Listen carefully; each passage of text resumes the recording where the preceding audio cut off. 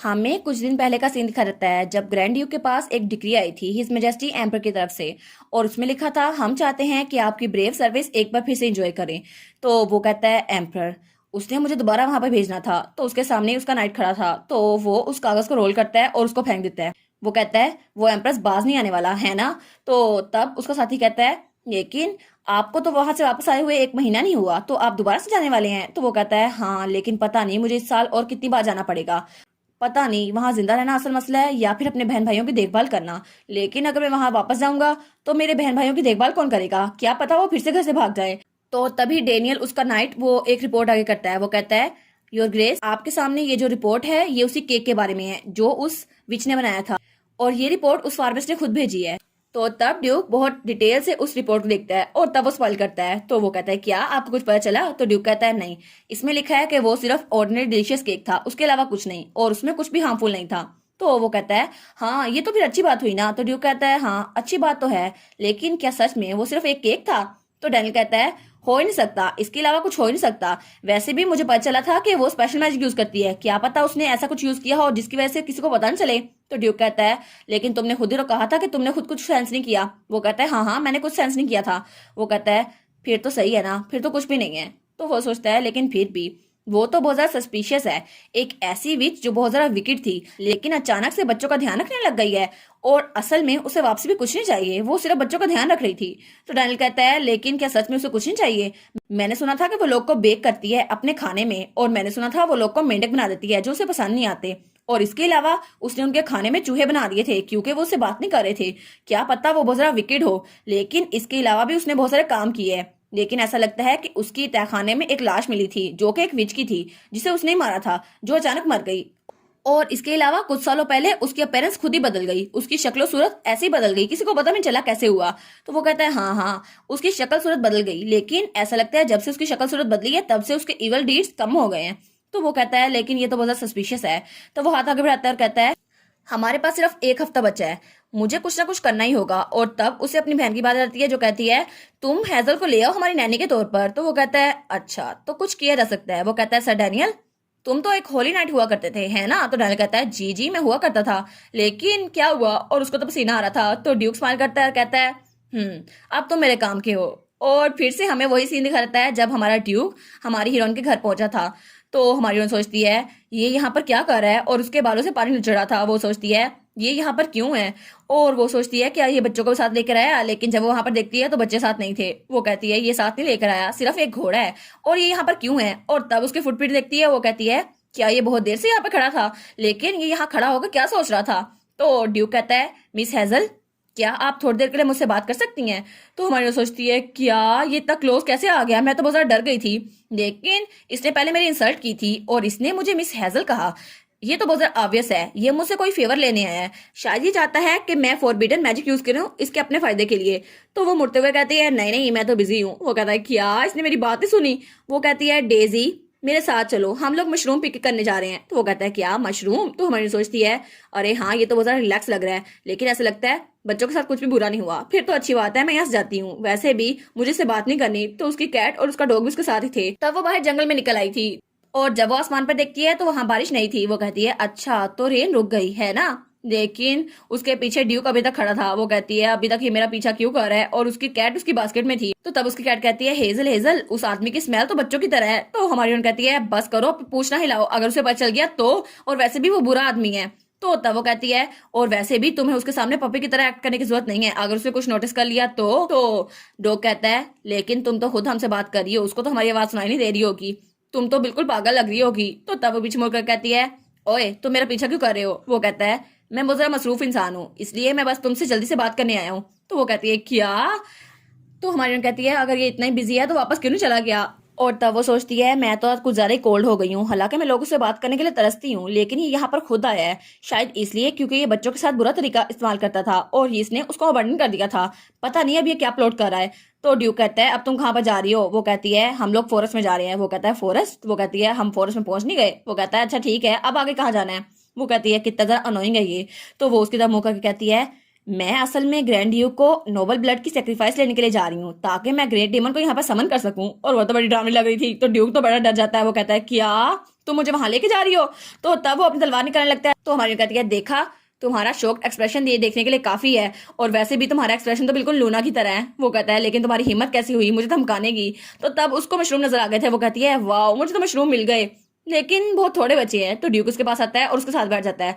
तो वो कहती है क्या, अब इसको क्या हुआ। तो वो कहता है तुम इनको पिक क्यों कर रही हो। तो हमारी कहती है खाने के लिए, ऑब्वियसली, तुम्हें नहीं पता ये खाने वाले मशरूम है। तो वो कहता है लेकिन शायद तुम मेरे यहाँ होने की वजह से कॉशियस हो, चलो जल्दी करो, तुम वो इकट्ठे करो जिसे तुम इकट्ठा करने आई हो। और वो एक दूसरे मशरूम की तरफ इशारा करता है जो कि दैट कैप एमेंटिया था, और वो तो बहुत ज्यादा फेटल था और बहुत ज्यादा डेंजरस भी। तो हमारी सोचती है क्या इसको सच में लगता है कि विचेस मशरूम्स को सिर्फ इसलिए पिक करती है ताकि उसे जहर बना सके। नहीं नहीं नहीं, वो कहती है आपको अगर पसंद है तो आप खुद ले लें, मुझे नहीं ये चाहिए। तो तभी उसकी बिल्ली ऊपर दरख्त पे चढ़ रही थी और वहां पर मक्खियों का छत्ता था। वो कहती है क्या डेजी, प्लीज बी हाइव के साथ मैस ना करो। तो तभी डेजी के हाथ उस बी हाइव तक पहुंचने लगते हैं। वो कहती है क्या डेजी उतर आओ नीचे, मैं इसको और नहीं झेल सकती। लेकिन जब वो पीछे मुंह करती है तो कोई कहता है तुम्हारे पीछे। तो जब वो ड्यूक की तरफ देखती है तो ड्यूक वो तीर कमान उसकी तरफ किए हुए था।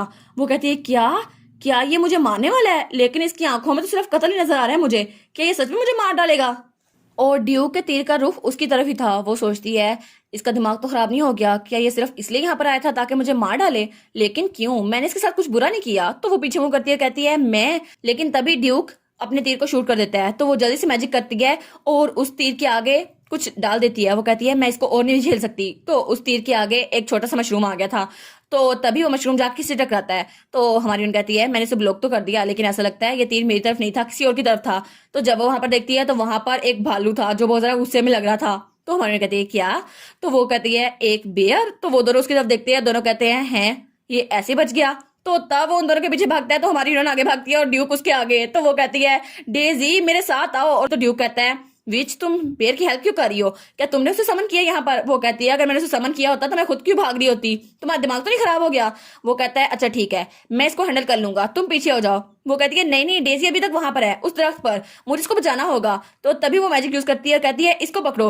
और तब वो मक्खियों का छत्ता उस बेयर के सर पर गिरता है। तो वो कहती है देखा सक्सेसफुल हुआ ना, और बेयर वहां से भाग जाता है और मक्खियां उसके पीछे। तो वो कहती है लेकिन ये टाइम नहीं है ये देखने का, डेजी क्या तुम ठीक हो, तुम्हें चोट तो नहीं आई। तो ड्यूक उसके कंधे पे हाथ रखता है। वो कहता है ये बेहतर ना होता कि वो बेयर मुझ पे अटैक करता, फिर तो तुम्हारा काम आसान हो जाना था। तो वो कहती है क्या। और वो देखती है तो ड्यूक उसके ज्यादा करीब था। वो कहती है ये तो कुछ ज्यादा करीब है। वो कहती है लेकिन क्यों, और उसने अपनी बिल्ली को पकड़ लिया था। वो कहती है आखिर मैं किसी ऐसे इंसान की मौत क्यों चाहूंगी जिससे मैं सिर्फ 2 बार मिली हूँ।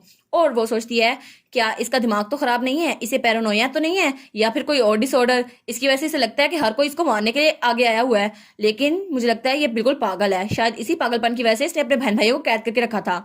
तो वो कहता है अगर तुम नहीं चाहती कि मैं मर जाऊं तो क्या तुम ये सब कुछ इसलिए कर रही हो ताकि तुम मेरा ट्रस्ट गेन कर सको। और वो हमारी हीरोइन का हाथ पकड़ लेता है। तो हमारी हीरोइन कहती है क्या इसने मेरा हाथ क्यों पकड़ा।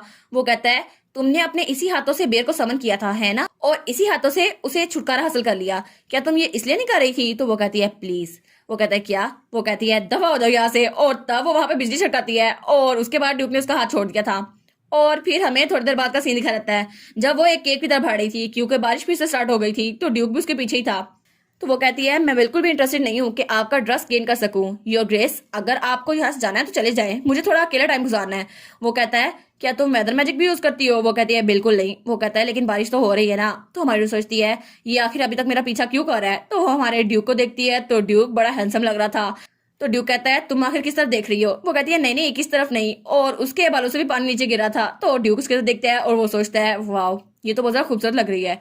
लेकिन वो पीछे मुंह करते हुए कहता है शायद इसीलिए इसने अपनी अपीयरेंस चेंज की थी ताकि लोगों को ये अच्छी लगे। वो कहती है क्या तुमने क्या कहा। तो तब वो पानी में अपने अक्स को देखती है। वो सोचती है अब मैं सोच रही हूँ तो डेजी ने कहा था कि उस विच की अपीयरेंस जल्दी चेंज हो गई, लेकिन ये तो मैंने चेंज की थी ना। लेकिन उसने कहा था कि अचानक उसे कहीं से खजाना मिला और उसके बाद उसकी अपीयरेंस चेंज हो गई और फिर वो किसी के साथ बुरा सलूक नहीं करती थी। लेकिन अगर ड्यूक को कुछ पता हुआ तो क्या ये कुछ जानता है।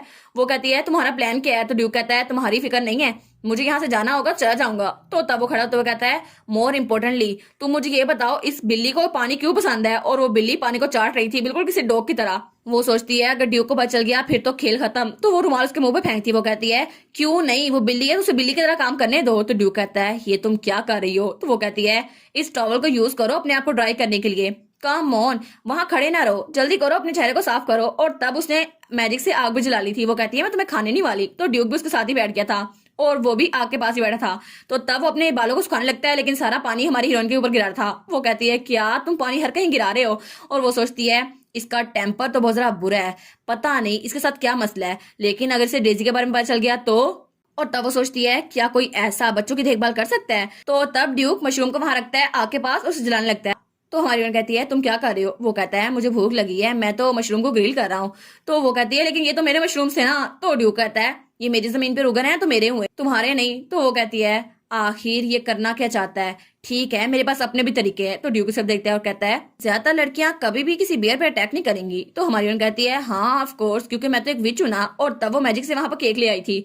तो वो कहता है क्या तुम अकेले खाने वाली हो? तो हमारी बहन कहती है ऑफ कोर्स, तुम्हें क्या लगता है अगर मैंने तुम्हें ये केक दिया तो क्या पता तुम पे पपट स्पेल हो जाए? तो ड्यूक कहता है लेकिन अगर तुमने मुझे पपट बना लिया तो क्या करोगी? वो कहती है और क्या करूंगी, तुम्हारे साथ ग्रैंड अच्छी जाऊंगी और बच्चों से मिलूंगी। तो ड्यूक कहता है क्या? तो ये सब कुछ ऐसा ही था, लेकिन तुम इस बारे में सोच क्यों रही हो? तो ड्यूक कहता है केक की इन्वेस्टिगेशन खत्म हो गई है और वहां पे कुछ भी नहीं मिला मुझे, लेकिन असल में तुमने बच्चों को ब्राइब कैसे किया था, उनको अपने पास मैनिपुलेट कैसे किया? तो हमारी कहती है ये यकीन नहीं करने वाला। तो वो केक उसके सामने करते हुए कहती है तुम खुद क्यों नहीं ट्राई कर लेते? तो ड्यूक कहता है नहीं नहीं मैं नहीं करने वाला। वो कहती है देखो तो सही एक बार। तो वो चखते हुए कहता है हाँ टेस्ट तो अच्छा लग रहा है। तो तब वो कहता है शायद मुझे ग्रेटफुल होना चाहिए कि इसे खाने के बाद मैं मेंढक में नहीं बदला। वो कहती है नहीं नहीं मैं सीजन नहीं करती। वो कहता है लेकिन कुछ सालों पहले तो तुमने ऐसा किया था ना, और रिकॉर्ड्स अभी तक पड़े हुए हैं। वो कहती है अच्छा हो सकता है। तो तब वो खड़े होते हुए कहता है चलो मैं तुम्हें पॉइंट पर ले आता हूँ, मुझे तुमसे कुछ कहना है मिस हेजल। तो क्या तुम मेरी बात सुनोगी? लोग एक रात में चेंज नहीं होते और मुझे पता है कि तुम ऐसे चेंज नहीं हो सकती, इसलिए ये अच्छा नहीं है कि तुम अपनी लाइफ को अबेंडन कर दो। और इसलिए तुम मुझे बताओ कि अचानक से तुमने अच्छी विच बनने का डिसीजन कैसे ले लिया मिस हेजल? और इसी के साथ ये वाला पार्ट यहीं पर ख़त्म। तो आप लोग बताइएगा आप लोग को ये पार्ट कैसा लगा, और वीडियो को लाइक और चैनल को सब्सक्राइब लाजमी कीजिएगा। बाकी वीडियोस का लिंक भी स्क्रीन पर नज़र आ रहा होगा, तो काइंडली उनको भी चेकआउट कर लें। और thank you so much for watching my videos. Stay safe, bye bye.